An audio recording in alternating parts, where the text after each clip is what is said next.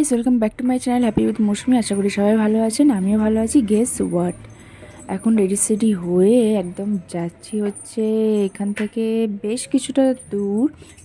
স্টেশনের নাম হচ্ছে হরিচন্দনপুর, কেওনঝড় ডিস্ট্রিক্ট, আর মা তারিণী টেম্পল। এটা হচ্ছে আমাদের আজকের ডেস্টিনেশন। তো বেরিয়ে পড়েছি খুব সকাল সকাল, দেখতেই পাচ্ছেন এখনও রোদ পর্যন্ত ওঠেনি। অ্যাকচুয়ালি খুব সকাল নয়, মানে শীতকালের দিনে এটাকে খুব সকাল বলা চলে, 7:16। যেহেতু এখনও রোদ ওঠেনি সেই জন্য আমার মনে হচ্ছে ভোরবেলায় বেরিয়ে পড়েছি। তো যাই হোক, কুয়াশা আর রাস্তা ফাঁকা ফাঁকাই ছিল। আসলে আজকে উঠেছি খুব সকালে, তারপরে ঠান্ডা ঠান্ডা ছিল সকালটা যেরকম থাকে। আর স্নান টান করে একদম এমটি স্টমাকই আছি এখন, কারণ ওখানে গিয়ে পুজো দেবো, তারপর ওখানকারই ভোগ খাবো। তো স্টেশনে চলে এসেছি এখন, দেখতে পাচ্ছেন ভুবনেশ্বর স্টেশনে। তো আমাদের ট্রেন এসে গেছে আর ট্রেনে এখন উঠে পড়েছি। আর সকাল সকাল উঠলে যেটা হয়, ঘুম পায়। আর কুটু এখন অসাবধানতা বশত ওর বাবার চোখে লাগিয়ে দিয়েছে। তো এখন অনেকক্ষণই টাইম লাগবে। ট্রেন আসলেই অনেকটাই লেট করেছে, 7:30টায় ট্রেন আসার কথা, সেই জায়গায় এসছে প্রায় 8:40 এরকম। তো যেতেই মোটামুটি লাগে 3 ঘন্টা। তো ট্রেনে ওঠার পর শুনলাম যে আরও লেট করে, মোটামুটি মানে যেটা 2 ঘন্টা 45 মিনিটের জার্নি সেটা মোটামুটি 4 ঘন্টার কাছাকাছি গিয়ে পৌঁছোয়।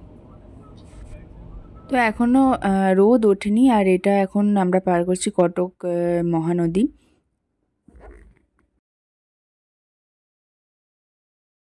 তো এর আগে কিছু নোটিস করেছেন? আমার কানে কিন্তু কিছু ছিল না, কারণ এটা একটু ভারী কানের, তো সেই জন্য ট্রেনে ওঠার পরেই পরবো সেটাই ভেবেছিলাম। তো সেই জন্য এখন পরে নিয়েছি। আর এটা নিশ্চয়ই আপনারা খেয়াল করেননি, এখনই খেয়াল করেছেন। তো যাই হোক, এখন মানে বসে থাকতে হবে।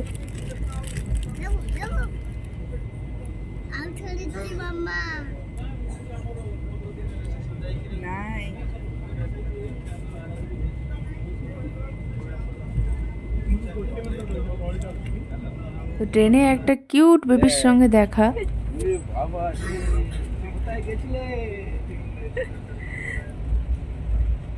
আরুস হাই বল, হাই বল, হাই বল। হাই বলবো না মাম্মা, দাদা কইছে এই দেখ খুব সুন্দর দাদা বলে।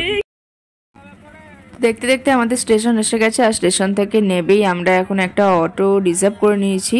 অ্যাকচুয়ালি এখানে স্টেশন থেকে ওই তারিণী মন্দিরের ট্রাস্টের বাস পাওয়া যায়, যেটা মন্দির পর্যন্ত নিয়ে যাবে, আবার স্টেশনে এসে ড্রপ করে দেবে। কিন্তু আমাদের এর সাথে একটা ওয়াটারফলসও দেখাচ্ছিল, কিন্তু বাসে গেলে সেটা পসিবল হতো না। তো সেই জন্য অটোটা পুরো রিজার্ভ করে নিয়েছিলাম। আর এখন এসে পৌঁছে গেছি। এখান থেকে একদম পুজোর সামগ্রী এখন কিনে নিচ্ছি। এখানে আর একটা কথা বলে দিই, আপনি যদি বাসে যান তাহলে আপনার পার হেড হয়তো 50 রুপিস এরকম নেয়। কিন্তু একটা দুটো যদি সাইট সিন দেখতে চান তাহলে অটো করে, নিজস্ব অটো রিজার্ভ করে নেওয়াই ভালো। অটোতে 550 থেকে 700 রুপিস পর্যন্ত নেয়। তো আমাদের 550-তে কনফার্ম হয়েছিল, প্রথমে 700 বলছিল। তো এখন পুজোর সামগ্রী নিয়ে নিচ্ছি, এরপরে যাব এখন মন্দিরের ভেতরে, একদম গর্ভগৃহে যেখানে, সেখানে তো অ্যালাউ করে না ক্যামেরা। তো মন্দিরের বাইরে চত্বরে অ্যালাউ করে, তো সেই জন্য আমি এখানটা একটু শ্যুট করেছি।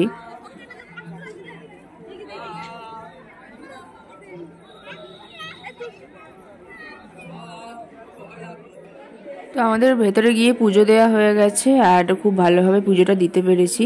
আর এবার যাব হচ্ছে, এখানেই ভোগ পাওয়া যায়, সেটার জন্য টিকিট করাতে হয়। তো সেইটা এটার থেকে একটু পেছন দিকে, মন্দিরের পেছন দিকে না, মানে মন্দির থেকে একটু ডিস্টেন্সে।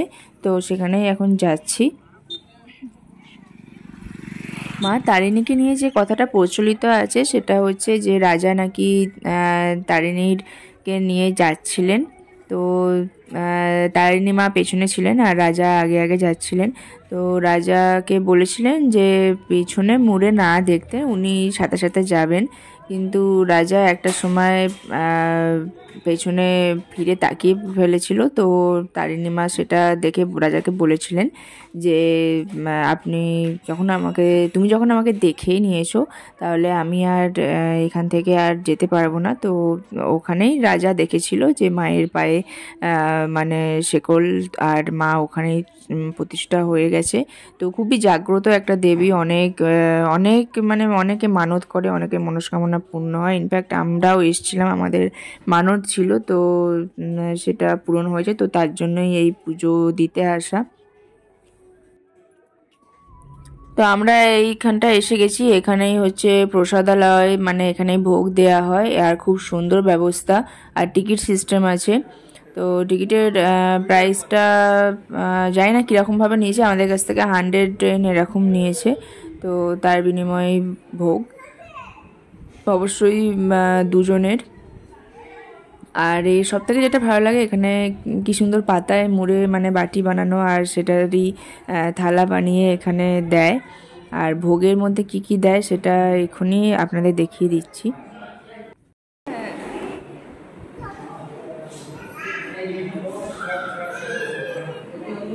তো এখানে ভোগের মধ্যে থাকে ইয়েলো রাইস, তার সঙ্গে পাঁচমিশালি তরকারি, আমের চাটনি আর ডাল।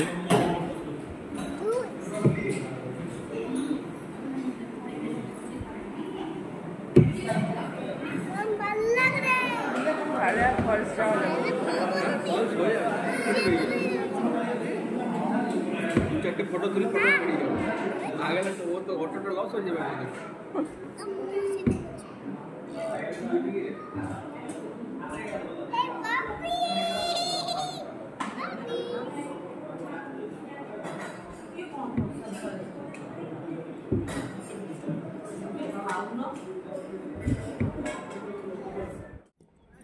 ভোগ খাওয়া হয়ে গেছে, এবার আমরা যাচ্ছি একটা ওয়াটারফলস যে দেখব সেটার জন্য।